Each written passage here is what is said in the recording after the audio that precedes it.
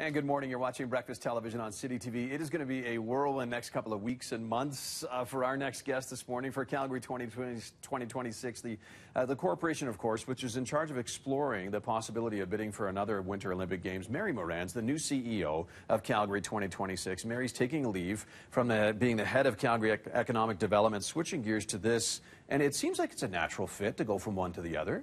Yeah, I just view this as kind of the biggest economic development file we have for the city. So, I think it's a natural transition. Yeah, no kidding. Okay, so job number one for you is it to get the numbers, to get the costing down, or what is it, do you think?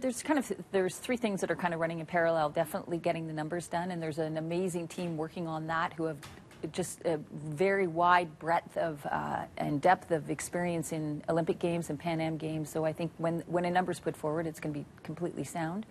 And then the other is the public engagement. Sure. And then the third thing is really getting the partners to an agreement that we can settle on. And the partners being, are you talking about the various levels of government? Yes, levels of government and COC. So. Yeah, okay. And when it comes to breaking down the costs of a game like this, like are there 5 areas? Like you think of like Ottawa, the federal government, the provincial government, the municipal government. Then, of course, there's the IOC that's going to be kicking in some money. That's right. And then, of course, revenue generation of like sponsorships and ticket sales and all that stuff. Are we missing anything there? Well, there's the people that sit on the board are the provincial, municipal, and federal government, and then the COC. Nice. So the board is made up of parties that represent that, and then some community members at large. And so, and the IOC is outside of that board, obviously, because every city has to form their own organization.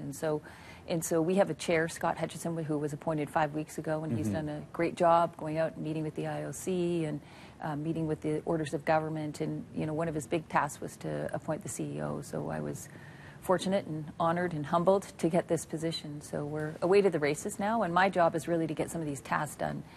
Start getting ready for the bid book, start getting ready for the plebiscite, engaging the community, meeting with partners. And so it's a pretty exciting timetable. I bet. It's an aggressive timetable, of course, right? It's a short amount of time. Well, so you talk about November 13th, the plebiscite date, the bid book, which is a kind of mid-January type thing. The September 10th date that was set by council just within the last 24 hours or so, kind of as a target to secure the funding commitments. Are you involved in that at all, in negotiating, or? Well, no, arm's length, and that's really our city manager and the people that represent the city on the board are doing most of the heavy lifting there. And I think, rightly so. They have to have concerns about, getting the numbers from the other parties. And so that September 10th date is really about that. I don't think it's necessarily of indication that they're not confident in the process. It's just they really need to get it going. They need a target, right? That's right, and they need to kind of see things a little bit more clearly, and I understand that and respect that. And but I also think that they are one party in the 4 parties that sit on the board, and our job is really to represent a consolidated voice as opposed to one individual party's voice. Although we are obviously listening to the city and. I would say my observation is City Council, there's probably some pro, there's some against, and some that are still skeptics until they see the numbers, and that's healthy.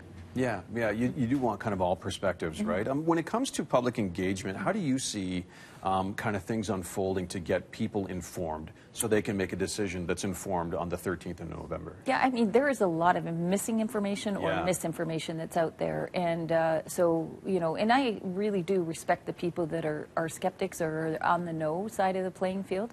But I just ask them to just wait until we have accurate information and official information until they form their opinion, because a lot of it is based on feeling, and the feelings that are usually it's too expensive, the IOC is, or Olympics have, and Paralympics typically have an overrun, and the other is that, that this isn't, we can't repeat 88, and I would say, well, if there's any city that can repeat 88, it's going to be Calgary.